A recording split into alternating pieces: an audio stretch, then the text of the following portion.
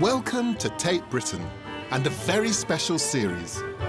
I'm Gus Casely-Hayford, cultural historian and unabashed art fanatic. Joseph Herman is such an important figure. And I'm going to take you on a journey into the scenes of some of our most loved landscape paintings. We are right in Constable country. But I'm not alone. I'm going to be joined by some of our nation's favourite personalities. She's more interested in him because of his money. How dare you assume that? We're going to walk in the artist's footsteps, revealing their views. Look at that. Inspirations. Now that, of course, is just utterly absurd. And secrets. So, sit back and enjoy the walk. Or better still, why not follow in our footsteps? Oh, bugger it. Why was I born so short?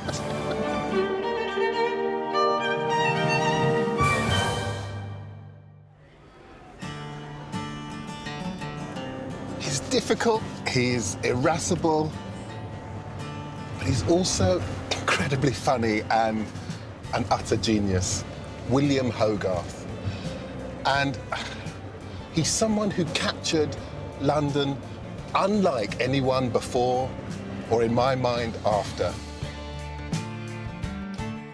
English painter, printmaker, and political satirist William Hogarth used his acid wit to expose the dark side of 18th century society. Here he is, recorded for posterity, with his, I'm sure, knowingly named pug, Trump. His works chronicle the Georgian era, a time of profound change, when London was emerging from the ashes of the Great Fire, and everyone was going mad for money, or with syphilis, or both. Today, Hogarth is often given the epitaph of father of modern satire. But for me, he's much more than that. He's an artist, a sensitive soul who pours his emotions and experiences into very powerful works of art. And we are going to dip into his world with writer, broadcaster, and also fellow lover of London, Danny Baker. He's a multi-award-winning broadcaster who's loved by his fans, but has famously fallen out with many of his bosses over the years. And to my mind, like Hogarth, is one of our unrecognised national treasures. Aha! Aha, Mr. Look Danny at Baker. this. Good to Well, see you you. live, eh? How you It's doing? my place, yeah. Wow. Well, man alive. Now, the temptation is to lower your voice when you come in here, but No, that's not you don't... break all the rules today. Danny's a walking encyclopedia of popular culture, but when it comes to crossing the line into high art, he's not a fan.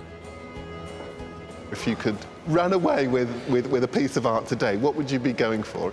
Oh, I've never seen a piece of art that I thought, you know, could replace my Bob Dylan posters.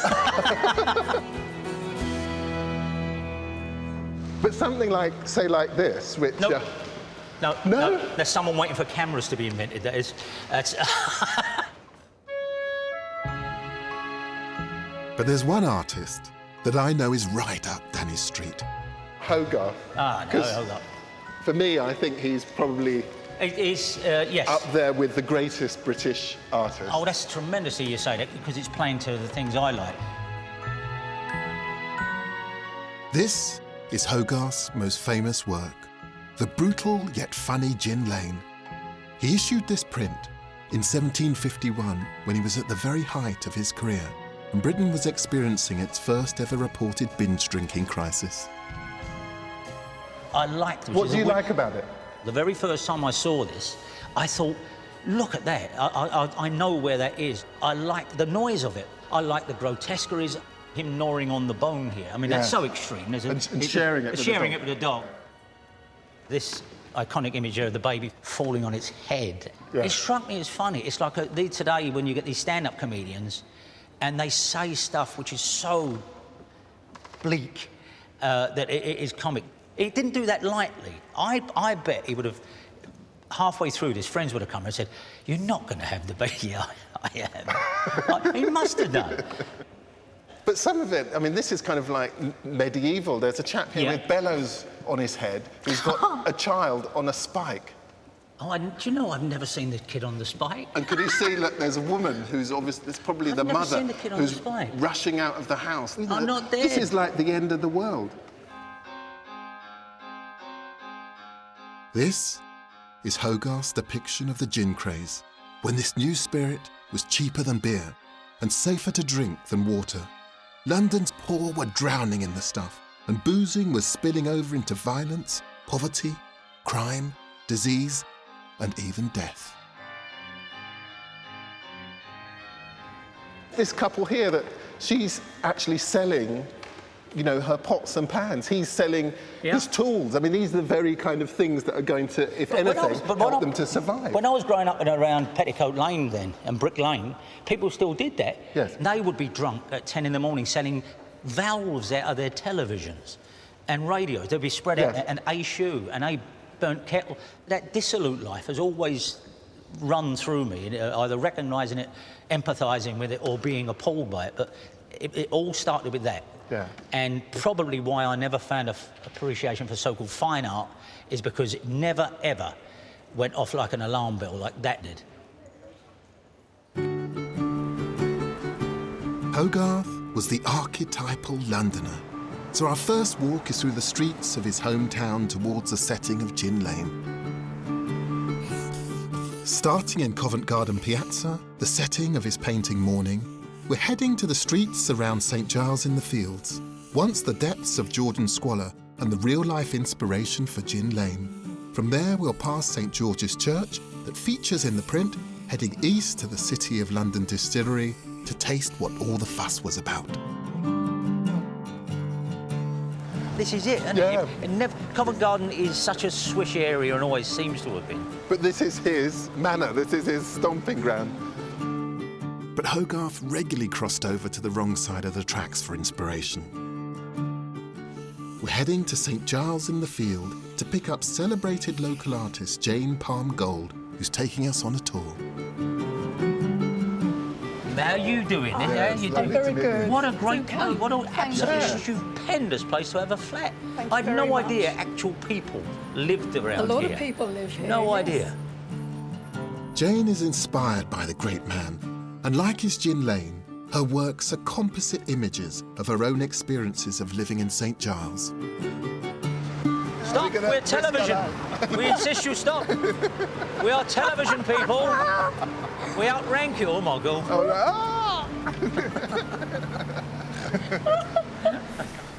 In Hogarth's day, the area around St Giles in the Fields Church was London's most notorious slum, the Rookery. And it would have looked very similar to Hogarth's night. The big trade in the Rookery, which was the massive chain of subletting from streets to houses, to floors of houses, to rooms, to corners of beds, and everyone made money. It was a massive industry. What, a corner of a bed? Yes. Meaning? Oh, a bit of a bed. Yeah. So you'd be, really? Yeah. It's strange, and it is such a boring street there, with such an enormously rich revolting and teeming history. Yeah. This is pretty much the heart of the gin epidemic.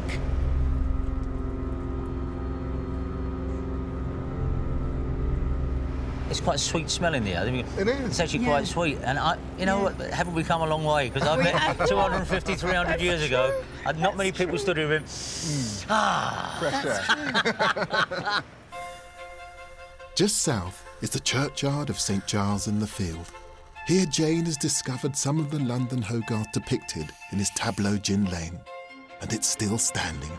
I have no idea. I had no idea that little gate, that little alleyway there existed. I Never. know, it's amazing, isn't it? You see the steps by the office? Yeah. So you're thinking that way. this is the actual... Well, I'm thinking that Hogarth, the viewpoint for Gin Lane would be over by those steps. I see. Wow.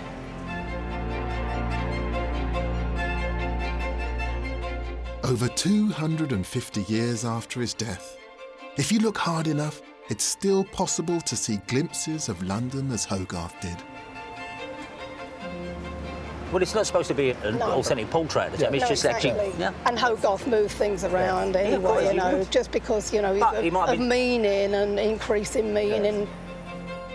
This print is about a lot more than paupers on the lash. Hogarth is angry, and his sharp, satirical teeth are snapping at the establishment. You see at the very back on the top of the church spire is King George I, looking on as pandemonium unfolds below him and doing nothing to help his subjects. It's absolutely the best I've ever known this, and I've lived with this for decades and decades and decades. Brilliant. Gin Lane was a pretty powerful piece of art. Just months later, the government passed the Gin Act of 1751 to end this scourge on society. Today, gin's back in. So we're going to conclude our walk at a distillery that, when it opened in 2012, was the first to start up in the City of London in 200 years. But we've come to taste some gin that's very similar to the stuff they were knocking back in the 18th century. Come on, let's take the paint off the walls. Here we go. Here's the Hogarth. Here's the Hogarth. Yeah. Your health, my friend. Here we go. Hang on. Wow. That's a little harsh for me, that. Back in Hogarth's day, it was even rougher. The cheap stuff was often distilled with terps, which caused blindness. You see the man with the bandage? He's actually blind drunk. Worse still, it converted into formaldehyde, which embalmed the organs. You know what? I'm going to go to more art galleries after this. I didn't know your business was so brilliant. You're in the right game. Now I've converted Danny with the help of copious amounts of gin. Join me as I reveal new sides to Hogarth and his works with a lad's holiday 18th century style. He does a poo here, I know, doesn't it's it? terrible.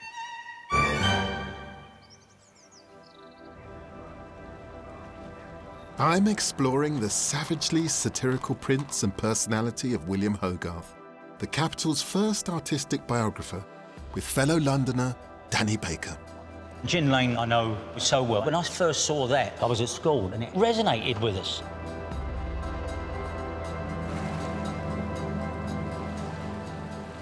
It seems to me Hogarth could be a very angry man. The government, the church, the monarch. No one was safe from one of his visual eviscerations. But where did that rage come from? For my next walk, I'm in the City of London, at Smithfield's Meat Market, where Hogarth spent his childhood. From here, I'll make my way past the site of the notorious Fleet Debtors' Prison towards the London Metal Exchange. And from there, it's past the monument to the Great Fire of London, a recent event in Hogarth's day. And my route ends at Sir Christopher Wren's magnificent St. Paul's Cathedral.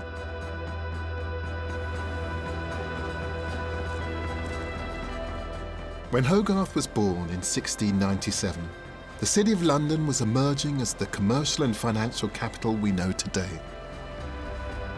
But his father Richard was reckless with the little money he had and was imprisoned for debt when Hogarth was just 7 years old.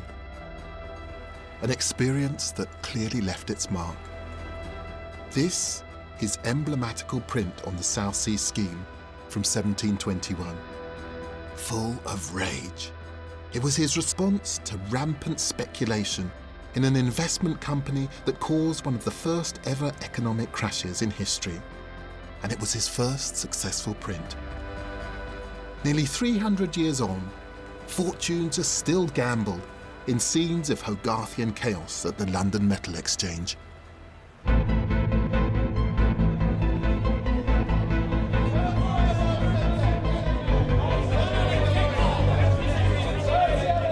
This is copper, zinc, all kinds of metal being traded all around the world, and it's all happening in this tiny little ring.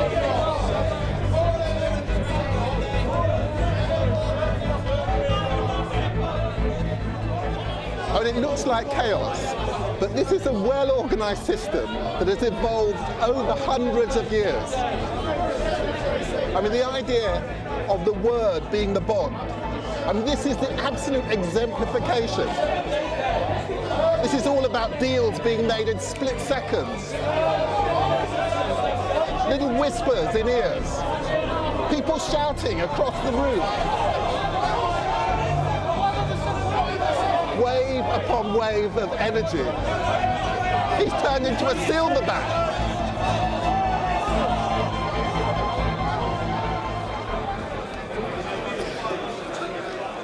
Wow, that was quite something.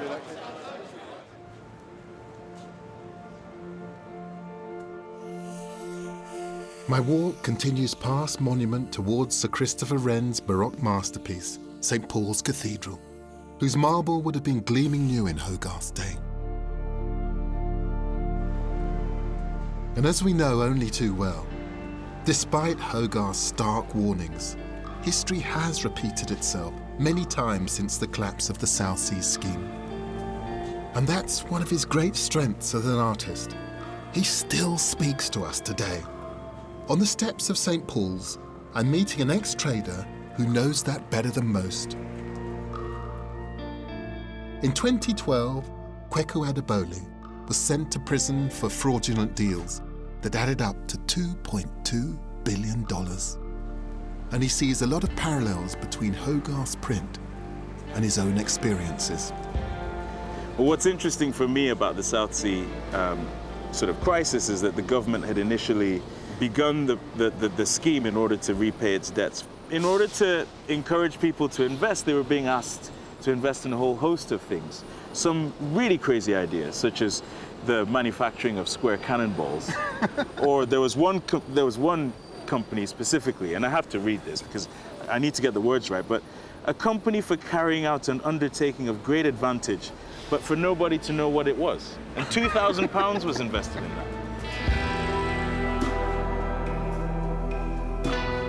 For Hogarth, the South Sea Company was a get-rich-quick scheme that appealed to the greed of all classes, from prostitutes to preachers. But when the crash came, only some were losers. Over here is the devil actually taking slices of flesh out of fortune. Yes, and throwing her body parts to the baying mob, who obviously want someone to take responsibility for their loss.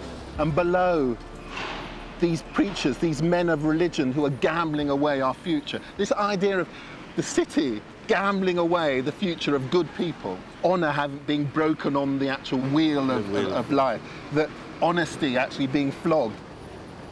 The real problem is that the power elites at that time understood what they were doing, but failed to help everybody else see, because if they did, then it wouldn't achieve the goals that they were trying to achieve. I've seen the peak and the absolute trough. The system strips away humanity, like what Hogarth tries to explain. Hogarth's print. It's a reminder that we mustn't forget about the ethics that needs to underwrite any functional society. Yeah.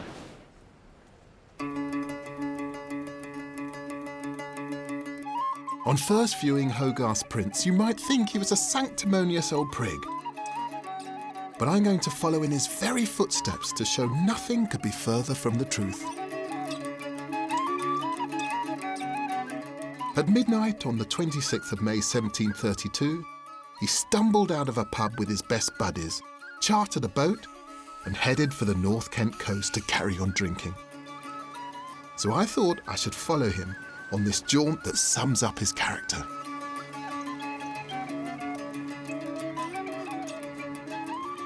This was a group of up-and-coming young men about town whose antics would make today's Club 18 to 30 holidaymakers blush. And we know exactly what they got up to because they kept a diary complete with illustrations. My walk catches up with Hogarth and Co. on their third day of solid boozing.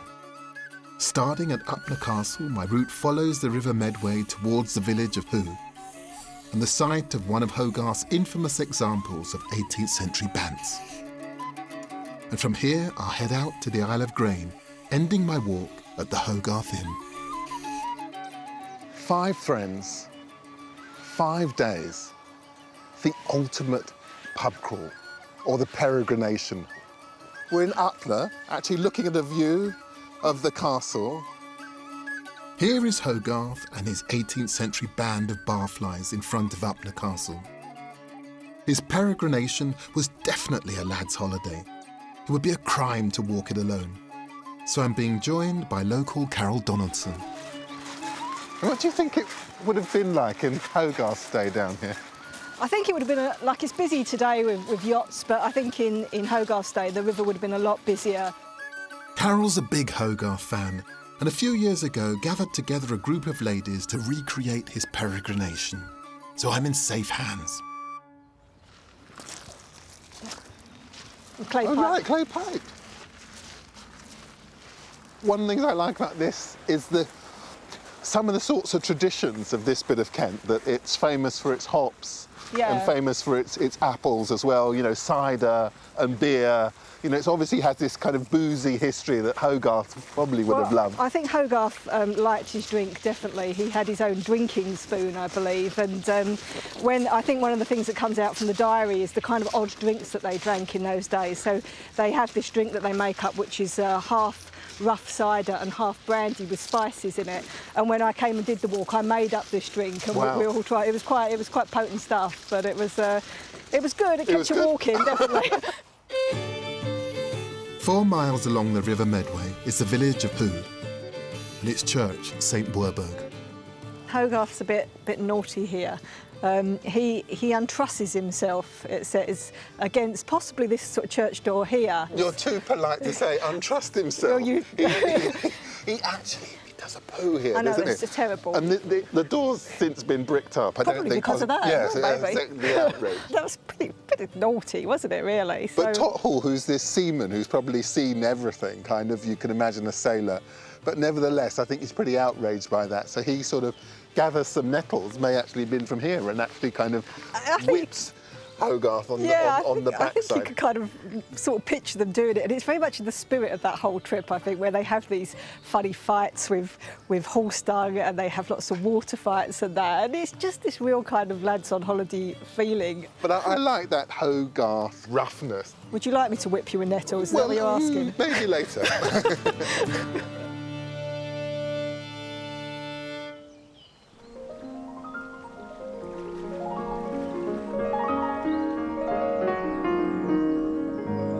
Following his peregrination, it's obvious Hogarth liked a bit of a laugh. But walking through this beautiful landscape, I can imagine it also appealed to the artist in him.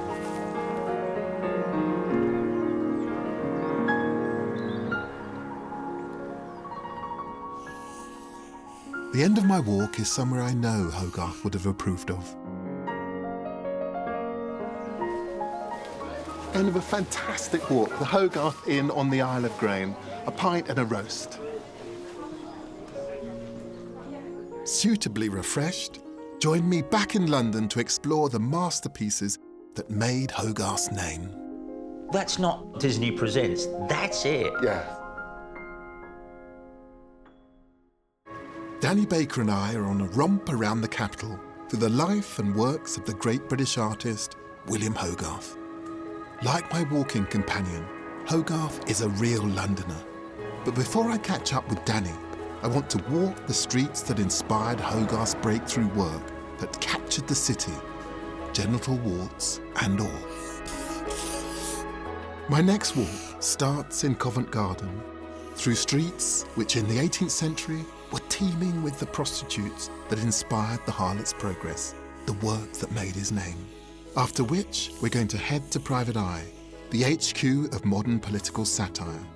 And then it's south, past the National Gallery, the Courtauld Institute and Dr. Johnson's house, ending my walk by meeting Danny at a museum that's home to a Hogarth masterpiece. By the time Hogarth was 35, he was becoming a victim of his own success. His prints were so popular, people were making pirate copies. And for someone like Hogarth, who had fought his way up the greasy pole and was trying to make a career out of art, this was no laughing matter. After years of petitioning, in the 1730s, Hogarth is at last successful and he gets a change in the law to protect artists and printmakers. And that means that this area, just to the east of Leicester Square, explodes into a whole nexus of new shops and galleries that display artists' work. The fact that shops like these are still selling prints to this day is a testament to his legacy.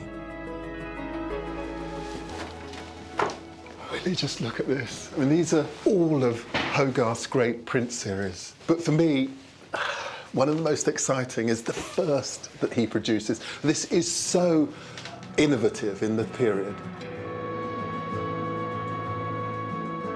This is the infamous Harlot's Progress, a series of 6 paintings he turned into prints in 1732. It tells the story of Moll, a young woman who arrives in London to seek her fortune, but is tricked into a life of prostitution that ultimately leads to her death. This was a blockbuster that earned Hogarth around a cool £250,000 in today's money. It was so popular because its characters weren't works of fiction. For anyone looking at this scene, they would have known all the figures involved. She's called Moll Hackabout, named after 2 notorious prostitutes, Moll Moffat and Kate Hackabout, who you can see in the background there, looking on at these young women who've arrived, with his hand deeply down his trousers. This is a man who was known as the Rape Master General. And just as notorious was the other player in this story, Syphilis. In the 3rd scene, already she's begun to have the pockmarks of syphilis on her face. Her maid has actually lost her nose to syphilis. Where most people would have happily brushed this deadly disease under the carpet, Hogarth puts it at the heart of his artwork. And it's thought he knew a lot about it because he, himself, had contracted it. Syphilis respected no class boundaries, and this was Hogarth's clarion call for something to be done about a moral and medical disease that was blighting society.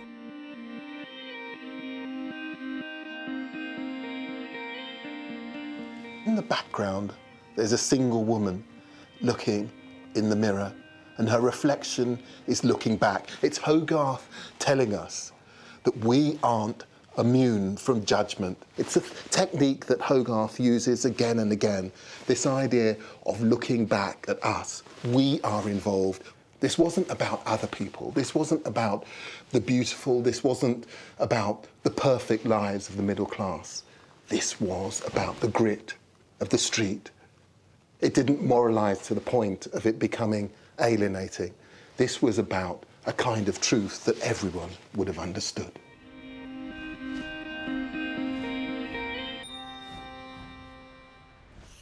My route is taking me east through Soho towards the offices of Private Eye. Hogarth's works may have been very popular, but they didn't do him any favours with the establishment. So I am on my way to meet a man who knows all about satirising well-known figures and the trouble it can bring. He's reputedly the most sued man in Britain. Oh, Ian. Hi, Gus. Lovely to see you. Very So nice this is to meet where it you. all happens, nerve centre. Yeah. Ish. Yeah. Ian Hislop has been editor at Private Eye for over 20 years, but he's been a Hogarth aficionado for much longer.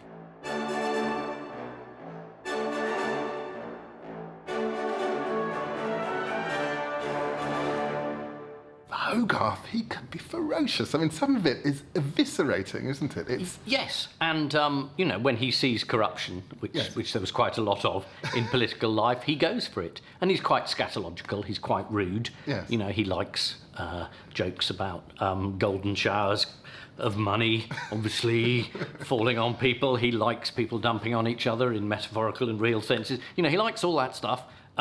But he also likes quite subtle wordplay, and he quite likes pointing the finger. and it's the thing of speaking truth to power, isn't it? Having the guts to do that. Yes. And he does it in a period in which one might imagine there could be consequences. Yeah, and there were consequences. But, I mean, Hogarth's trick was that he was sort of genial. He was very rude about people, and they were too busy laughing to realise that the people he was being rude about were them. I mean, do you feel his presence in the work that you do? Yes, and all cartoonists at a certain point start submitting jokes, and then I say Hogarth did that 250 years ago. He was almost the first, and he turned it into an art. I mean, Hogarth is, I think, an absolute consummate artist. And do you think he would have made a living today? I mean, I'd certainly have employed him, though he would probably have employed me. Leaving Soho behind me, I'm taking a Hogarthian scenic route to meet up with Danny. Walking the streets of London, it's still possible to get glimpses of the city Hogarth would have known.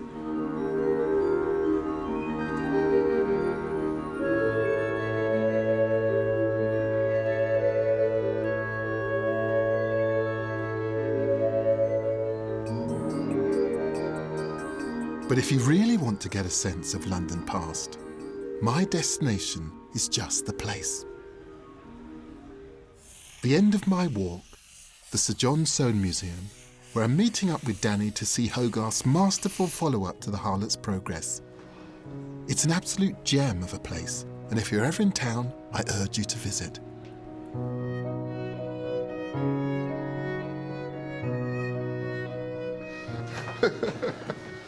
And you're a big collector, but this man here, I mean, he really kind of takes collecting to its absolute...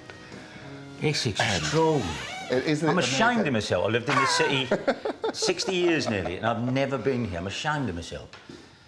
And he collects Hogarth when he's gone a little bit out of fashion. I know. I collected early Black Sabbath albums. Everyone laughed. Not laughing anymore. Sir John Soane was such an avid collector, he had to come up with ingenious storage solutions. It's amazing. No.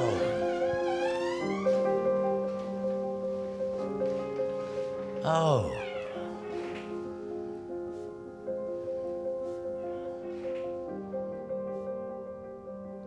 Isn't that... That's the longest I've ever gone without saying a word.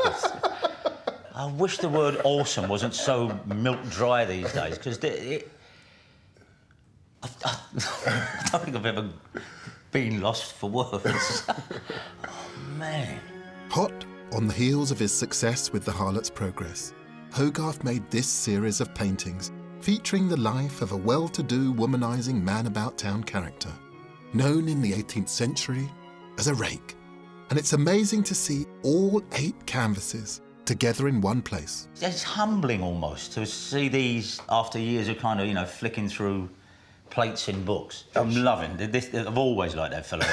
It looks like various members of my family, that fellow. It does. This is the story of Tom Rakewell. He's inherited his father's wealth. He's going to have a good time. So he ditches his pregnant girlfriend Sarah, and he sets off on a path full of sex and booze that finally leads to his downfall. Now we're getting there. He's in a brothel. As a technical piece of work, how is that? Oh, my word. I mean, it's just, you can see the way in which the narrative kind of flows across the canvas back and forth. It's brilliant as commentary, it's brilliant as narrative painting, but it's also aesthetically, it is deeply exceptional. This is one of the things that I think turns him from just being another artist into being a truly exceptional one. Hogarth's talent as an artist is that he still brings humour to such rich pieces. In the next scene, he's marrying an older, one-eyed... I mean, she's not... She's obviously got a few bob in the bag, so, you know. But then, of course, Tom gambles away all the money that he's got from his new wife. When you know it's Hogarth and there is no redemption coming, you can't wait to get on to see what, see what happens next. Debtor's prison. Awful. People would have thought, well, there's the India story, but Hogarth thinks, it gets worse. It gets worse than that. It goes here. madness. The madness. He's babbling, he's in Bedlam. Yeah. But the redemption is here. Look who's here Yeah, still. but... Look who's here still. His spurned first love, Sarah. He's trying to say that, you know, there are people who are loyal to you. Exactly. Who really we're love not universally rotten as a species. Exactly. Look, you know. But they're worth coming to actually see. Stan, in wow, person. worth coming, yeah. Yeah. No, it's, yeah. You know, no, you can have a bootleg of your favourite band, but you go and see them live, then Yeah. you've seen them. Yeah.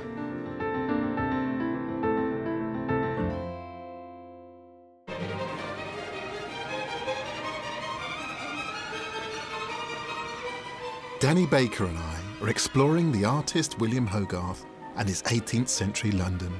A place, a man, an art filled with humour and horror.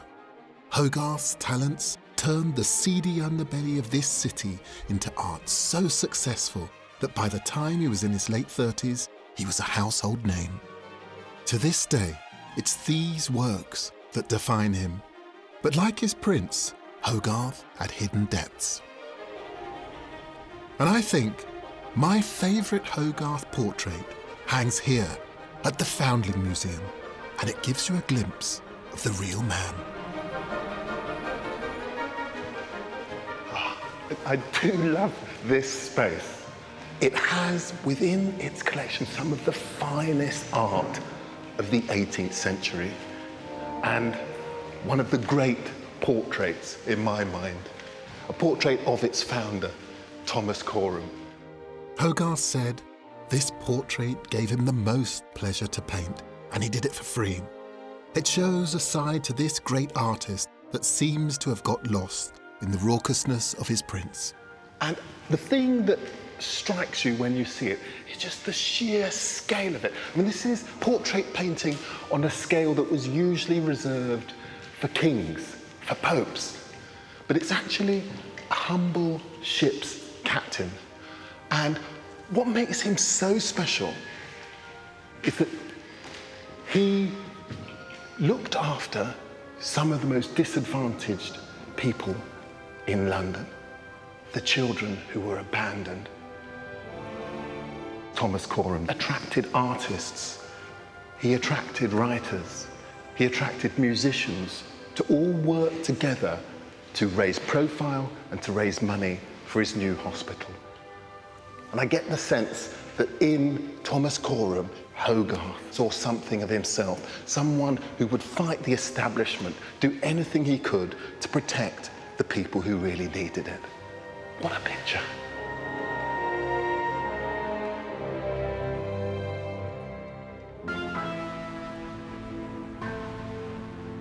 For such a talented artist, it's amazing that there are hardly any monuments professing his greatness as a chronicler of Georgian Britain. For my final walk, we've come to Chiswick, West London, to see one of the few places where he's honoured, the Hogarth Roundabout. And after that, we'll make our way to Hogarth's house, a symbol of his success and where he spent his final years. A scenic detour past the gardens of Chiswick House brings us to the end of my walk, Hogarth's graveside. Hogarth would have been horrified to know that we remember him primarily as a satirist, but I do think he would have chuckled to know that one of the only places in London that bears his name is the Hogarth Roundabout on the A4. Just beyond the traffic is Hogarth's house. At 52, he bought what he described as a little country box by the Thames, where he lived with his wife Jane and the pug Trump. Hogarth's house, mind your head. Wow, man.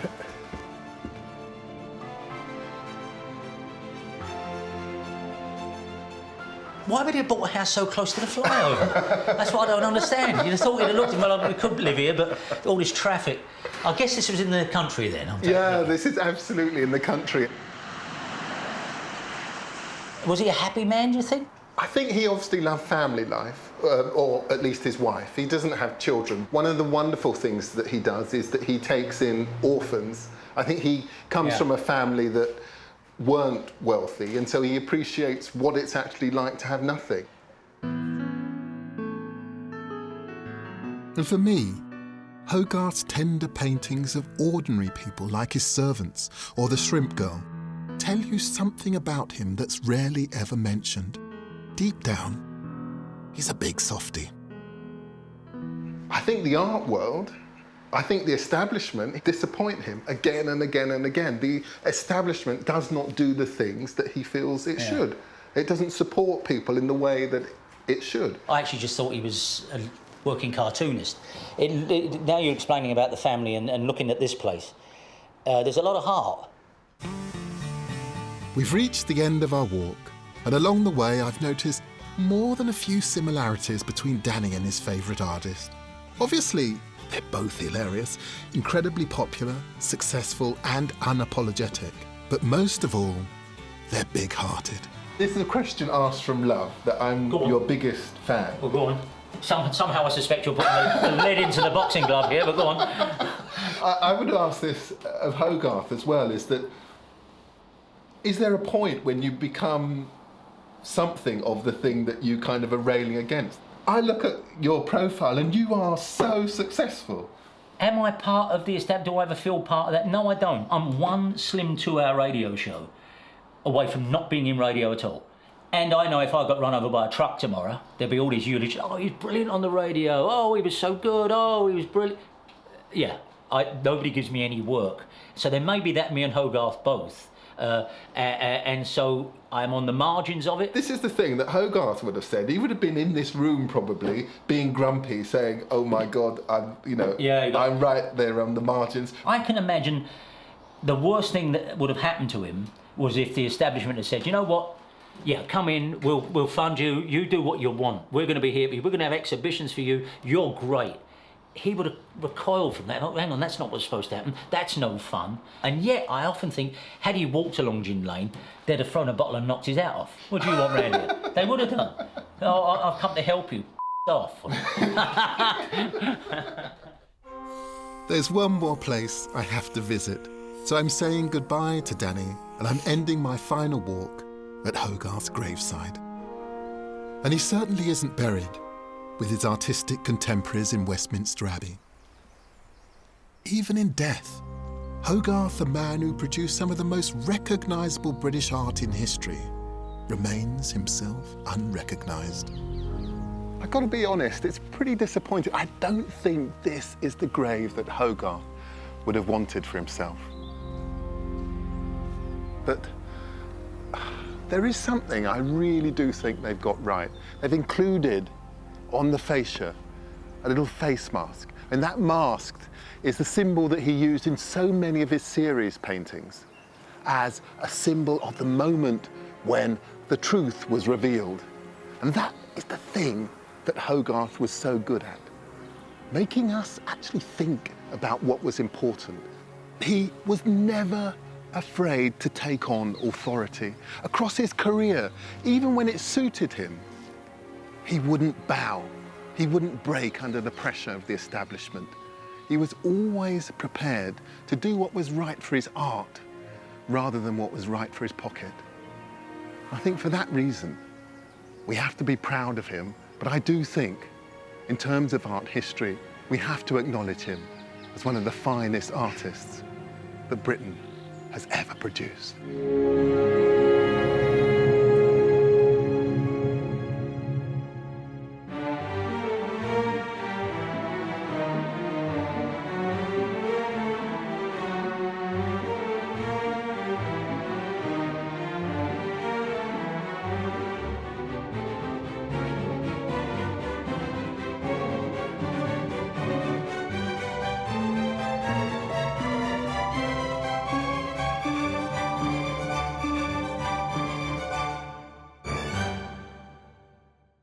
He actually does a poo here.